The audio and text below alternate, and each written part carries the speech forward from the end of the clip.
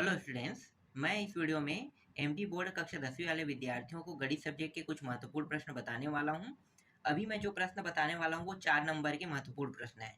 तो 4 नंबर के जो प्रश्न इंपॉर्टेंट वो सारे मैं बता देता हूं। इनको आपको अच्छे से तैयारी करके जाना है और लगभग यही सारे प्रश्न आपको देखने को भी मिलेगा। तो इसलिए आप लोग इन सभी प्रश्नों की प्रैक्टिस कर लेना, ठीक है। देखो, एक प्रश्न आएगा, क्या आएगा यहाँ पे, देखो दो समीकरण है, ये दोनों क्या है, समीकरण है। इन समीकरण से हमें क्या बताना है, एक्स अक्ष और इन रेखाओं से बने त्रिभुज के शीर्षों के निर्देशांक ज्ञात कीजिए और त्रिभुजाकार पटल को छायांकित कीजिए कह रहे हैं। तो यहाँ पे क्या करना है, एक त्रिभुजाकार, देखो यहाँ पे एक आकृति है, ज्ञात करने के बाद ऐसा ग्राफ प्राप्त होगा। तो मैं आपको थोड़ा सा समझा देता हूँ, अगर ये प्रश्न आता है एग्जाम में तो बनाओगे कैसे। देखो, ये एक समीकरण है, ये दूसरा समीकरण है, और इस समीकरण से हमें क्या करना है, ग्राफ खींचना है, मतलब ग्राफ विधि से हम इसे हल करेंगे। तो ग्राफ विधि से हल करने का तरीका क्या है, y को अकेला कर दो, x प्लस 1 यहाँ पे प्राप्त हो जाएगा। इसी तरह से दूसरे वाले में भी y को अकेला कर दो, तो इस तरह से प्राप्त हो जाएगा। अब क्या करोगे, एक बार x की वैल्यू 0 रख दोगे तो ऑटोमेटिकली क्या प्राप्त हो जाएगा, x की वैल्यू 0 रखने पर y की वैल्यू यहाँ पे 1 आ जाएगा। देखो यहाँ पे रखा है, तो फिर x की वैल्यू 5 रखा है तो 6। इसी तरह से दूसरे समीकरण में x की वैल्यू 0 तो y की वैल्यू 6 प्राप्त हो जाएगा। जब 4 रखेंगे तो इसकी वैल्यू 0 प्राप्त हो जाएगा। अब क्या करेंगे, 0 और 1, 0 और 1 पॉइंट को मिलाएंगे, ठीक है। 0 और 1 पॉइंट यहाँ पे देख सकते हो, ये 1 पॉइंट है और ये 0 है, तो यहीं पे ग्राफ बनेगा 1 पॉइंट। और दूसरा क्या है, 5 और 6, तो 5 6 कहाँ पे, यहाँ पे है। तो ये रेखा एक रेखा प्राप्त होगा, और ये वाला जो डब्बा है ना, इससे दूसरा रेखा प्राप्त होगा। तो ये दूसरा रेखा उस डब्बे से प्राप्त हुआ है। अब ये जो रेखा है मिलाने पर एक क्या प्राप्त हो रहा है, त्रिभुज निर्माण हो रहा है ना, तो इसको छायांकित करना है, मतलब छाया करना है। तो देखो इन्होंने छाया किया है, तो इस तरह से हल किया जाता है प्रश्नों को, ठीक है। और यहाँ पे निर्देशांक क्या प्राप्त होगा, यहाँ पे देखो प्रतिच्छेद कहाँ पे कर रहा है, 2 और 3 पे, यहाँ पे 2 3, तो इसके निर्देशांक क्या होंगे, 2 और 3 इसके निर्देशांक होंगे, ठीक है। 2 3 निर्देशांक होंगे।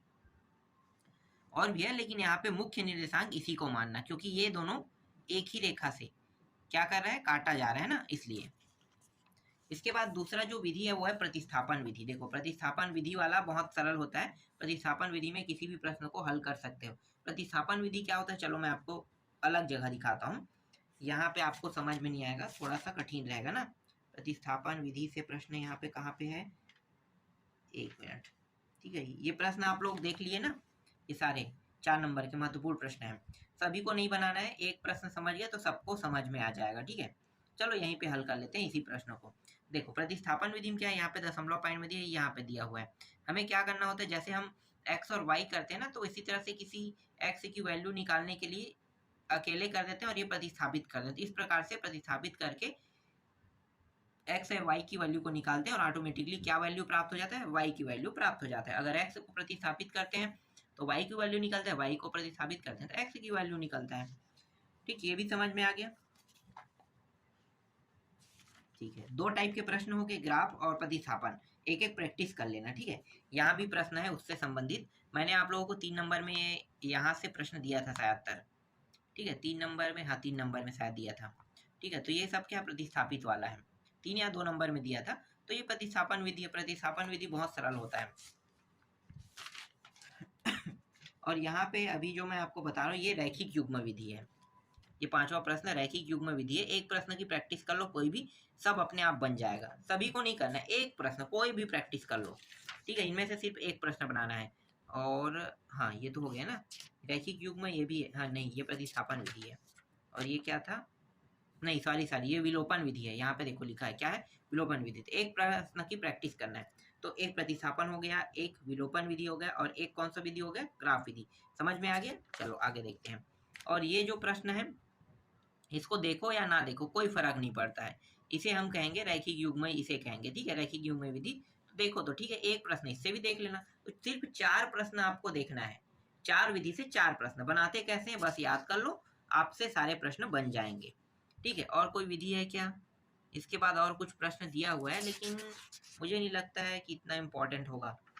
4 विधियों के बाद हाँ यहाँ पे और प्रश्न दिया हुआ है, देखो यहाँ पे, यहाँ भी एक प्रश्न देखना है यहाँ से, ठीक है। अगर महत्वपूर्ण प्रश्न में देखा जाए तो ये ऋतु धारा वाला इम्पोर्टेंट है। और ये वाला जो प्रश्न है वो इम्पोर्टेंट है।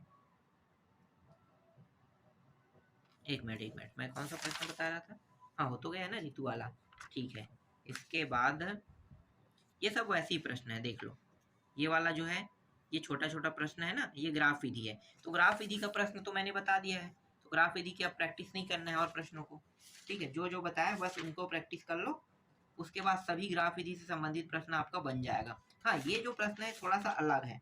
अभी मैं जो दिखाने वाला हूँ प्रश्न आप लोगों को, ये जो प्रश्न है ये थोड़ा सा अलग है। देखो, इस बार क्या करना है, इस बार ना इस तरह से दिया रहेगा, इससे एक समीकरण बनाना है। इस प्रकार से समीकरण बनाने के बाद क्या करना है, उसके बाद ग्राफ विधि में आपको हल करना है। तो सेम टू सेम है ग्राफ विधि।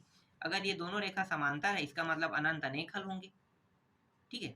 इसका अनंत अनेक हल होगा, दोनों अगर समांतर जा रहे हैं तब। तो ये चीज आपको पता होना चाहिए, अद्वितीय हल, अनंत अनेक हल, कोई हल नहीं है, ये सब अलग अलग है ना।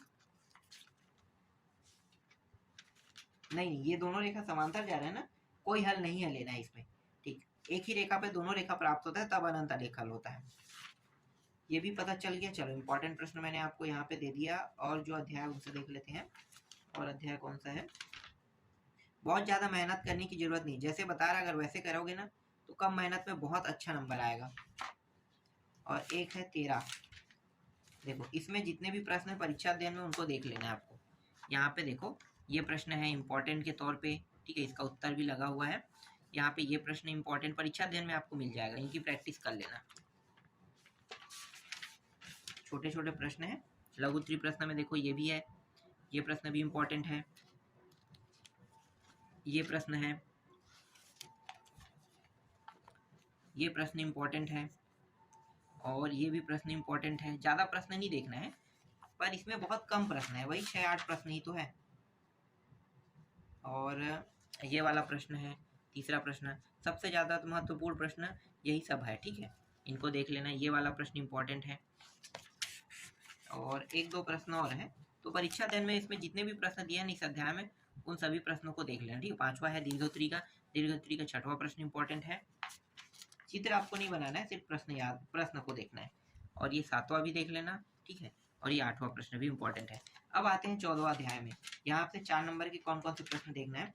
तो यहाँ पे 2 टाइप के ही प्रश्न आएंगे, 2 या 3 टाइप के प्रश्न है, उससे ज्यादा नहीं है टाइप में। तो हम टाइप पे ही बात कर लेते हैं, ज्यादा अच्छा है, ठीक है। टाइप के प्रश्न आप लोग पढ़ लो। देखो, जैसे कि ये पहला प्रश्न है, ज्ञात क्या करना है, ज्ञात करना है वो ध्यान देते हैं, ठीक है। यहाँ पे देखो, माध्य ज्ञात करना है, समांतर माध्य मतलब माध्य ज्ञात करना है, ठीक है। तो माध्य कैसे ज्ञात करते हैं पता है? यहाँ पे देखो, ये सब पॉइंट है, 7, 5, 16, 12, 2 और 3 दिया हुआ है, ठीक है, ये सब है। तो इसको हम क्या कहते हैं, इसको सिग्मा F1 FI 45, ठीक है, ये मान हम निकालेंगे। फिर ये जो है ये क्या है, वर्ग चिन्ह। तो ये कहाँ से प्राप्त किया होगा, यहाँ से, ठीक है। कहाँ से प्राप्त किया होगा, ये जो है ना, विकटों की संख्या जो है घटाएंगे तो कितना बचेगा, 20, नहीं, कितना हो जाएगा, 80।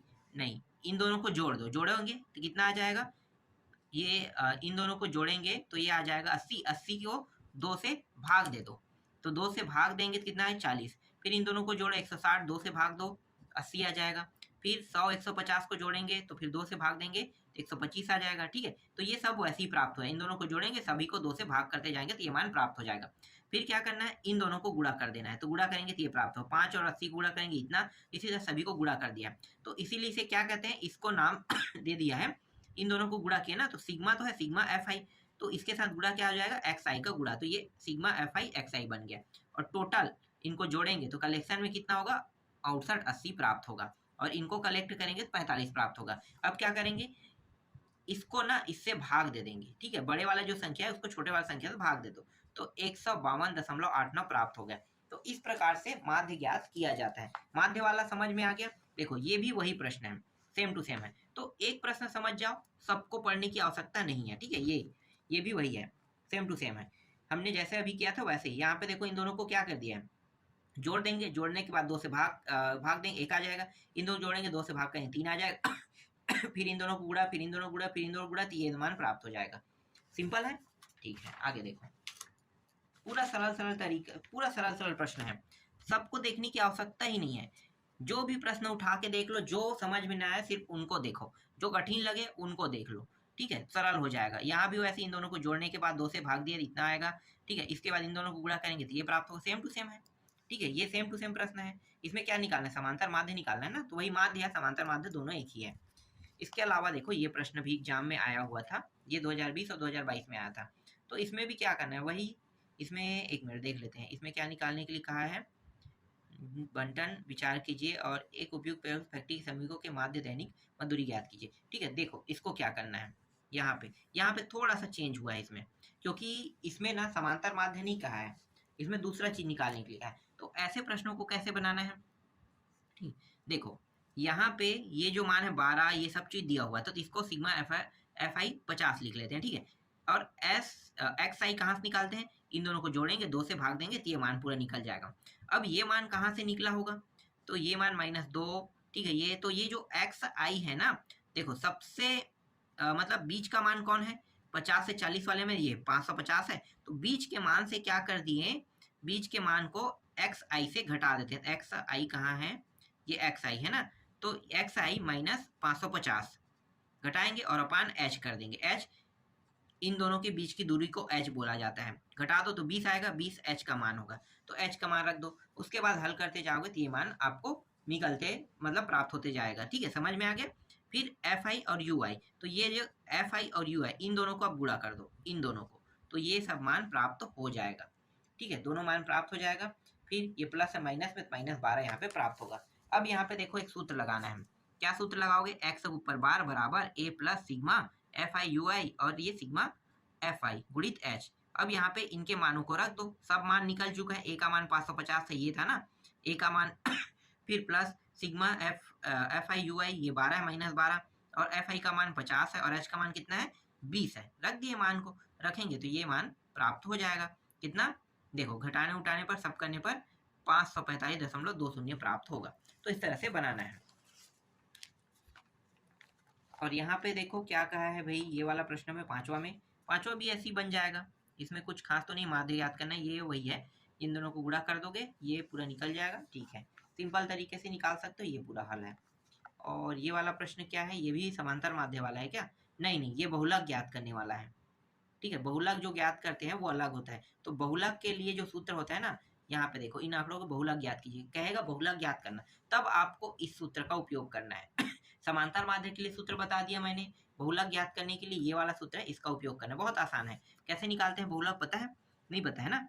देखो ये जो आगे के मान है, ये निम्न है, ये उच्च है, निम्न है उच्च है, निम्न है उच्च है, निम्न है उच्च है, निम्न है उच्च है। तो बहुलक जब भी निकालेंगे तो जो सबसे ज्यादा बार आया है ना उसको हम बहुलक मानते हैं। तो देखो सबसे ज्यादा बार आया है 8 जो है, 8 मतलब 3 से 5 के बीच में, 3 से 5 के बीच में जो नंबर है वो 8 बार आया है। तो बहुलक क्या हो जाएगा हमारा, 3 से 5 के बीच का होगा, ठीक है। तो इसके लोअर नंबर क्या है, एल का मान जो है वो 3 हो जाएगा, ठीक है। इसका मान क्या निकल गया, 3 निकल गया। F1 का मान क्या निकालेंगे, यही जो 8 है F1 का मान, इसके ऊपर को F0 कहते हैं, ये F0 हो जाएगा शुरू वाले मान को, और इसको F2 कहते हैं, ठीक है। तो ये देखो F1 F0 का मान निकल गया, F0 का मान क्या है 7 है, रख देंगे, ठीक है। यहाँ पे और H का मान कैसे निकालते हैं, इन दोनों को क्या कर देंगे, घटा देंगे, 3 में 1 घटाओ 2, तो 2 आ जाएगा, इसका मान आ जाएगा H का मान। बस यहाँ पे अब मानों को रख दो, हल करोगे तो ये उत्तर आ जाएगा। बहुलक वाला भी बता दिया मैंने, ठीक है। कोई भी प्रश्न हो, अब बहुलक से संबंधित प्रश्न जो आएगा ना उसको आपको ऐसे ही बनाना है और बन भी जाएगा। अब मुझे ये नहीं लगता है कि और प्रश्न आपको बताने की आवश्यकता तो नहीं है, मैंने तो समझा दिया सभी प्रश्नों को। ये भी बहुलक निकाला है, ठीक है। ये देखो ये थोड़ा सा अलग तरीके से है तो वही प्रश्न, लेकिन ये अलग तरीके से है। ये क्या है, बंटन माध्य कह रहा है ना, थोड़ा सा अलग है। इसमें एफ आई है और सी एफ कर दिया है। एफ आई सी एफ, इसको कैसे निकालते हैं, ये 5 है, पहले 5 लिखेंगे, फिर इन दोनों को जोड़ देंगे, 5 + x, फिर ये 5 + x को 20 से जोड़ देंगे तो ये हो जाएगा, फिर इतने को इससे जोड़ देंगे इतना हो जाएगा, इतने को इससे जोड़ देंगे तो ये इतना हो जाएगा, फिर इसको इससे जोड़ देंगे इतना प्राप्त हो जाएगा। इसके लिए सूत्र देखो यहाँ पे लगा हुआ है, बस इस सूत्र का उपयोग करना है और मानों को रख देना है, उत्तर आ जाएगा, ठीक है। तो ये सारे प्रश्नों की आपको प्रैक्टिस कर लेना है।